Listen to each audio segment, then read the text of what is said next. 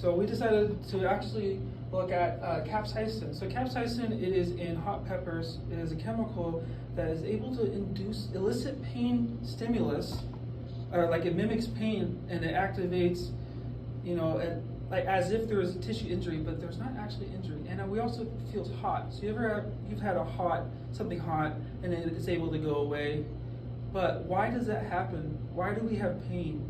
And this was kind of our push for our topic, because we wanted to understand why there is pain when there's not really injury, and understanding that and how this receptor, if there is a capsaicin receptor that's specific to capsaicin, if we're able to capture that, then we're able to do more experiments on pain and be able to help other people for chronic pain and acute pain and things like that.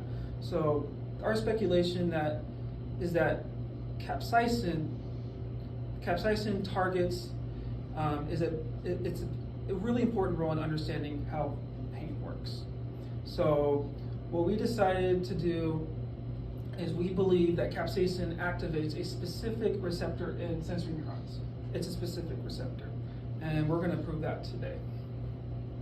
And we believe that based on dose dependence, as well as the structure-function relationship. So what we first did is we had to create an environment to be able to house these cells. We had to make sure we got the correct receptor. And what we did is we got receptor neurons, specifically the mRNA out of a ganglion neuron and the dorsal neuron of a rat. And we took that out and we put in these vectors. And so now we have all these vectors. A vector is something that's able to take DNA into the cell. And what we did is that we got HEK cells, so these are EHK cells, human embryonic kidney-derived cells, because they are really good at taking in foreign nucleic acids and they multiply a lot. And we put all these clones, all these vectors into these clones. And what we did is we had our first control, so we just had the vectors, it was empty. Nothing happened when we added capsaicin, perfect. But then in pool 11, we noticed that there was some activity. This activity is because we added a dye, and this dye is for fluorescent calcium. And when there's calcium, and we put a certain wavelength emission, we can see it. We know that nociceptors, which are pain receptors, there's a calcium influx. So that means we're getting towards, there's got to be something we're working with that's a capsaicin receptor. So we took that positive DNA, we put it into a new pool, and now we have VR1, or vanilloid, because it deals with heat, receptor 1, subtype 1. And what we did later is we actually put these into egg cells, and we decided to use these egg cells from frogs because the same reason, they mutate really easily and they grow really fast. So we put these new positive receptors in there, and we decided to test agonists and antagonists, make sure that it functions the same way as capsaicin, as we know it does. So figure A, we added capsaicin. It caused a change in action potential, perfect. We know that it works. When we took capsaicin out, it leveled up. Then we added an antagonist through our voltage setup on the egg, and the super antagonist, because it's super potent, had our depolarization, and it killed the cells. So we know that that's how capsaicin works, and we can see on the graph there is a good response for both. So that means it worked as it should be. For B, we used an antagonist with capsaicin. So first capsaicin, make sure the receptor worked perfect, waited a little bit, added both capsaicin and an antagonist, and nothing happened, so we know it works. And to make sure that the receptor wasn't affected, we added capsaicin again, and then we can see it does as it's supposed to.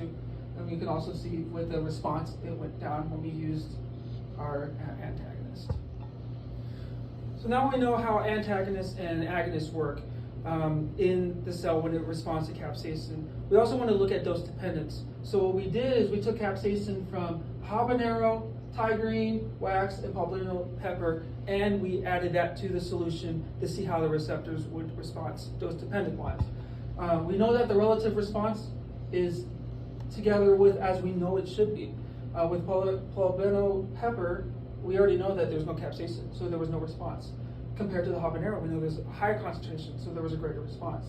This proves that our receptors respond to dose dependence as it should. It verifies that we are working with the correct receptor. All right, so as we discussed before with my previous partners, we know that capsaicin is a neurotoxin that selectively destroys nociceptors, which is pretty interesting because that helps a lot with pain relief, which is what we're talking about in our project. And we wanted to know if capsaicin will kill cells that have the vanilloid receptor 1. And so we already talked about how the neurons from the rat were then transplanted into the human, and we wanted to still see if they would react the same way to the capsaicin to see if those cells that express the VR1 receptor would end up dying. And this graph kind of helps us to understand that. And we did find that after several hours of exposure to the capsaicin, that those cells that had the VR1 receptors would actually die. So that was really interesting. You can see that on our y-axis, the cell death percentage goes up quite a bit compared to when we just have these receptors versus when we have the VR1 receptors. And so that kind of proves it correct that those cells that do have the VR1 receptors, even in the human body that have been transplanted, still react the same to capsaicin, and they do actually die. And the way that they die is capsaicin increases an influx of ions into the cell. And we learned a lot about this in the first unit. When there's a lot of ions inside the cell, compared to the outside of the cell, we know that the cell is hypertonic. And so everything swelled and followed, and all the fluid went inside the cell and actually killed the cell through lysis. So that's some cool application that we learned from the first unit, and that's exactly what that's exactly what capsaicin does. But pretty much the main takeaway is that capsaicin actually kills those cells as normal, as expected, bringing us pain relief with the VR1 receptors. Because capsaicin has a highly selective action, it is suggested that vanilloid receptors serve as specific markers for nociceptive neurons. Using northern blot analysis, we were able to visualize a 4 kilobase mRNA transcript in trigeminal and dorsal root sensory ganglia, both of which contain capsaicin-sensitive neurons. This transcript was not present in spinal cord and the brain. A 1.5 kilobase was also present in the kidney, but it is unclear if it could encode a functional VR1 protein. We were also able to detect VR1 expression in a subset of sensory ganglion cells by using in situ hybridization. It is visible that positive staining in purple was limited to smaller diameter cells, which are pointed with arrows, in both the adult rat dorsal root ganglia at the top and the trigeminal ganglia at the bottom, whereas large diameter cell bodies, pointed with arrowheads, did not express them. Two other tissues that have been proposed to express capsaicin receptors are the nodose ganglion, which contains cell bodies of visceral nociceptors, and the preoptic area of the hypothalamus, which is involved in thermoregulation.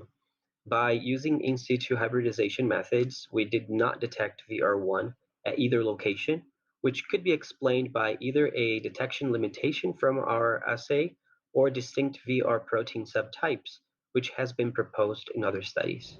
The burning quality of the vanilloid-induced pain arose the question, is there a common pain molecular pathway for vanilloids as well as heat? From this question, we began to run experiments and explore the effects of elevated temperatures on VR1. Initially, we began to record fluorescent calcium, as you can see up here, on HEK 293 cells during a sudden increase in ambient temperature from 22 degrees Celsius to roughly 45 degrees Celsius. In these conditions, cells exhibited only mid-diffuse changes in the cytoplasmic free calcium. However, a large portion of cells expressing VR1 showed a pronounced increase in calcium levels within seconds of the heat treatment, which you can see on the far right over here. However, the responses subsided within a matter of minutes and produced a challenge with capsaicin, resulting in a characteristic calcium response. This suggested that the response to heat is a specific signaling event. To determine if the specific heat-evoked membrane currents are associated with this phenomenon, we examined VR1 expressing cells using patch clamp methods. We exposed the cells to a rapid increase in temperature of from 22 degrees Celsius to roughly 48 degrees Celsius within 25 seconds, which produced a large inward current that was similar in amplitude to an application of capsaicin at 500 nanometers. Both heat and Van-Lowe-evoked responses showed outward rectification, which suggested that they are mediated by the same entity. These observations strongly support the hypothesis that VR1 is activated by noxious but not innocuous heat. Okay, so we just got done talking about how noxious heat affects our VR1. Now, what we also wanted to test to see was if there was any endogenous things that would actually affect our VR1. So one of the things we wanted to test first was our protons. We get these protons when we have solutions that become a little bit more acidic. And that pH variable within our bodies can vary a lot. So we wanted to give it varying positions of different acidity. So what we did was we placed our VR1 receptor that we modified and made, and we actually placed it into frog germ cells, or frog egg cells. Now, what we did after that was we bathed these egg cells in different solutions of varying pHs to test the effect of our pH, or our protons, on our VR1 receptor. Now, what we did for control was we put our egg cells with our VR1 receptor in just water. That was uncontrolled because it had no effect. Now, what we also did was we put it in different pHs, and the first one we did was a 7.6 pH to start off. After that, we bathed them in a pH solution of about 6.3. And we also added and took out capsaicin to see how that would affect it. The first one we did was with capsaicin. And as we can see, when we modified the bathing solution from a 7.6 pH to a 6.3 pH, we saw a great increase in our current values, which you can also see in figure B. Our light colored up here is the bathing solution without our capsaicin present. So we have kind of some things going on, some current conducted, but we see a much greater increase, upwards of even 5 times, with the addition of capsaicin and a lower pH, showing us that our protons can actually help modulate and potentiate, or give a stronger potential to our capsaicin solution that has a lower pH. Now, after all these experiments that we did, one thing we really wanted to hit home and focus on was how we can use these to modify our approaches with different medical conditions. One of these things we wanted to definitely point out was through these experiments we've understood more about how pain works, how it affects us, how it is transmitted and perceived by the body. The future uses we can have from this experiment actually are quite great, because we have genetically modified our own receptors to run these tests on in experiments. So the